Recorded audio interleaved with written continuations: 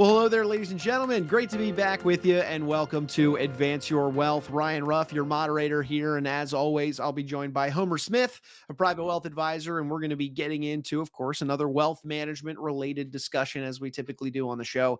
And today, we're going to start out by asking you a question. And the question is, how confident are you about what will ultimately happen to your assets and your loved ones, even after you're gone? I know that's a deep question, and it's one that not a lot of people really want to think about, but it's an important one, of course. So today, Homer and I decided that we wanted to take a look at a truly important topic surrounding this idea of your estate plan. And of course, the process to set that estate plan up so that it yields the results that you desire. And in particular, we're going to be focusing on three specific elements and components that reside within the estate planning process that can potentially be the most beneficial for some families out there. So before we get into the weeds of the conversation, let's go ahead and say hi to the man of the hour. Homer, good to see you today. How you doing, sir? Hey Ryan, good to see you as always, and as always, I'll looking forward to the discussion today.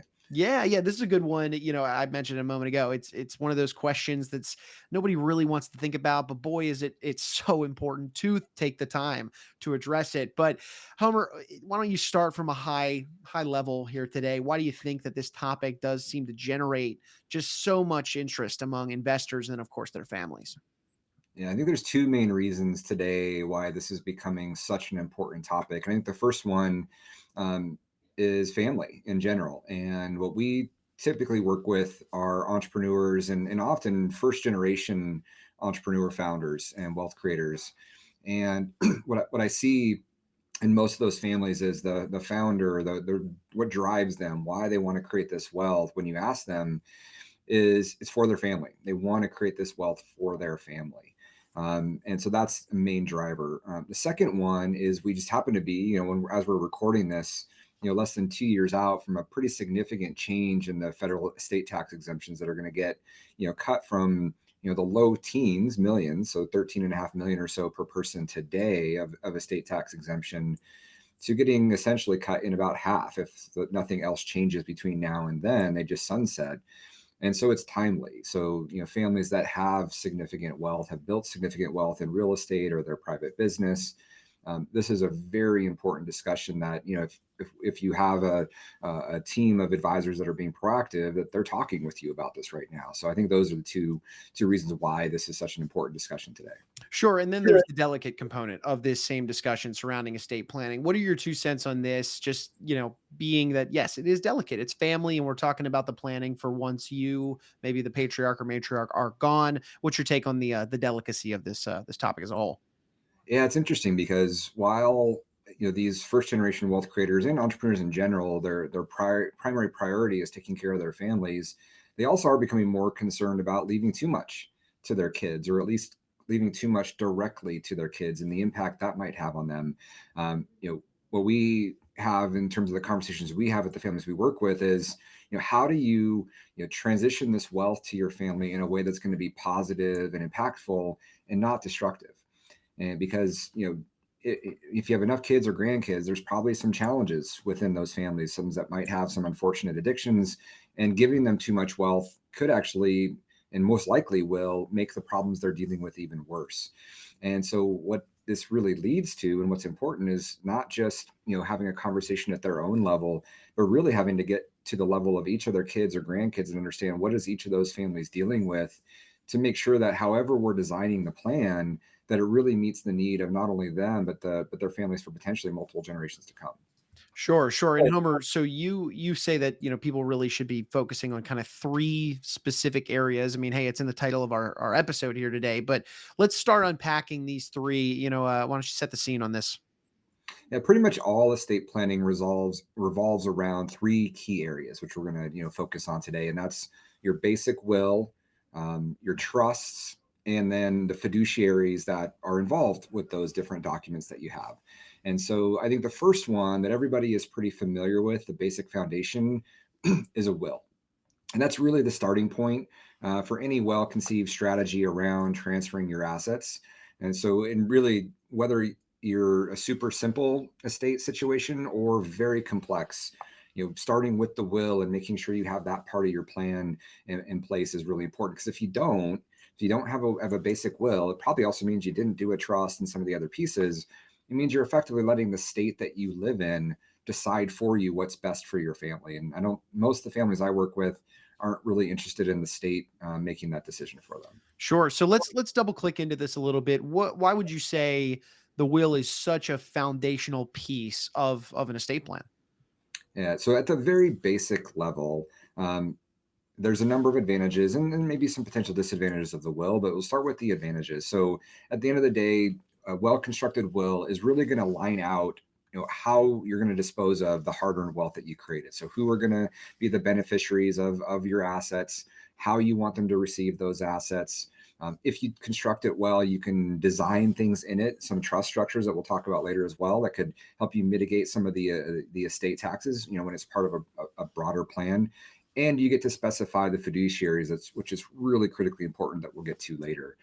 I think some of the disadvantages and why it's a challenge for many people to even get to that stage is that you have to accept that you have to talk about that you're going to die at some point. And I think that's a really hard concept for some people to get around, is you really have to do kind of worst case planning, which is like, what if you died tomorrow? What happens? And a lot of people don't like to think about that. And then depending on how complex your situation is, the legal costs with estate planning in general can often be a barrier. Even if the benefits of completing that estate plan are significant to your family, the cost up front can be could be at least something that could dissuade you from wanting to go forward with it at this point.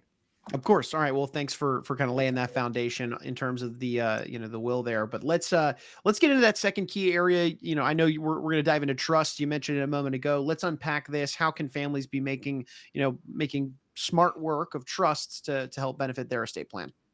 Yeah, and trust, the topic of a trust, we could spend probably 5 hours on alone, just because of how deep the types of trusts are out there and the complexity that you can get involved. But at a simple level, a trust is just a legal agreement to transfer assets into the trust through a trustee who would then be managing and dealing with the assets inside of there. And really, the benefit, or one of the base things of a trust, is you get to outline all of the rules for the trust. So how things were to happen in the future. So a lot of control to do that, and they can be used in a number of ways. So and can, if structured properly, can do a lot to help protect your assets as well. So that's kind of at the basic level. In terms of the types of trust, there's really two main types of trust. There's living trust, which a lot of people are familiar with, and testamentary trusts. So living trusts, another word for them is revocable trusts, basically allows you to completely control the assets that the way you are today. And they're still included in your estate. So doing a living trust or revocable trust does not remove assets from your estate, but it allows you to set up the rules for how the assets are disposed of down the road. And so it often can be a way to simplify for the person, for your family who will be receiving those assets. It's a way to simplify the structure, and also can provide a lot more privacy for how the assets are disposed of as well. The other, and you can establish, again, I mentioned you can do a living trust and testamentary trust. You can establish a living trust while you're alive. Testamentary trusts are established when you're dead, and are typically in the form of irrevocable trust. But you can also set up irrevocable trust while you're alive. So again, this can be a pretty confusing topic. The major advantage of irrevocable trusts are that the assets that are gifted into an irrevocable trust are then out of your estate, and can be hugely impactful and beneficial from an estate tax avoidance standpoint in the future. The downside to irrevocable trust is there's very limited changes that you can make to an irrevocable trust versus a revocable trust. So revocable trust, based on how they're described revocable, you can pretty much change everything related to a revocable trust while you're alive. Once you establish an irrevocable trust, again, it's very limited on what you can do with them. However, the benefits of them, again, are that you can avoid estate tax on the growth of those assets inside of that trust, and they provide significant asset protection. So for those families that are wanting to not only do good things for your family, but also protect your family from having a big target on their back and having assets unjustly taken from them, whether it's through lawsuits or future divorces, irrevocable trusts are really important parts of planning. Good to know, Homer. And you had used this word of just a moment ago, and that's complex. Yes, trust can be complex. So, how can somebody decide whether or not they should consider them ultimately and go down this route for their estate plan? Yeah. So when we incorporate trust planning, there's a couple of different levels of conversation that need to happen. So for revocable trust planning, one of the biggest issues is how complex and expensive is the probate process in your state.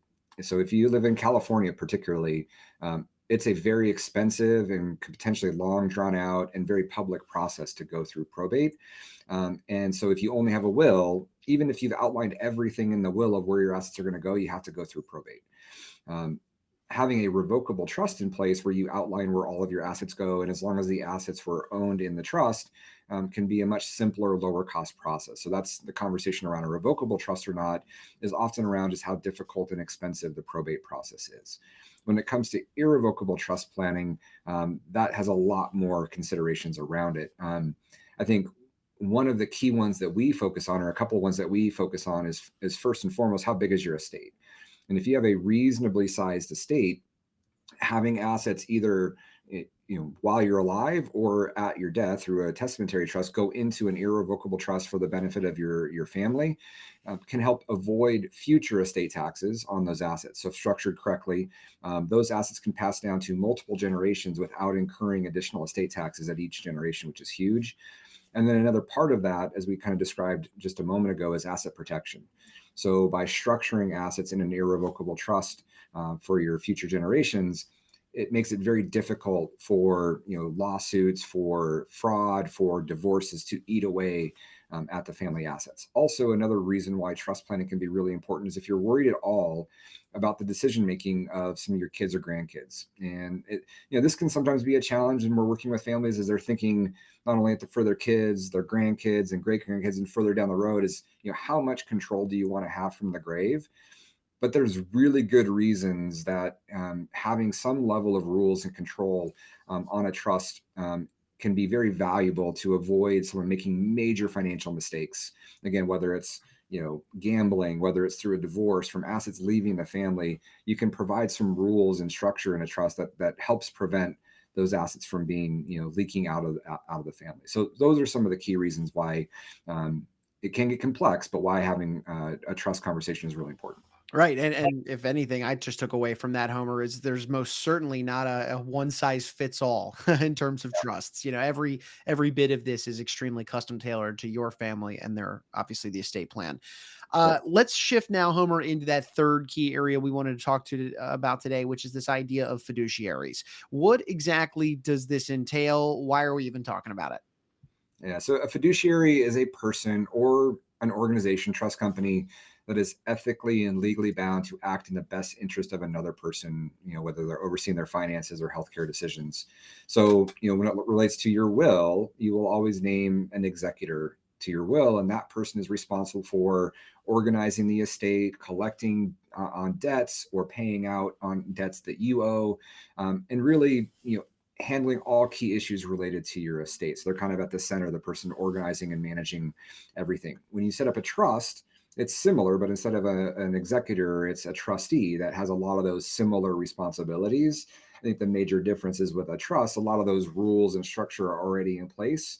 Where with a will, a lot of that often can be left a lot more open, and can take up a lot more time for an executor. And depending on the type of estate you're in, you probably need both. And oftentimes they can be the same people. The same person you would name as the trustee of your trust might also be the same person that you name for your executor.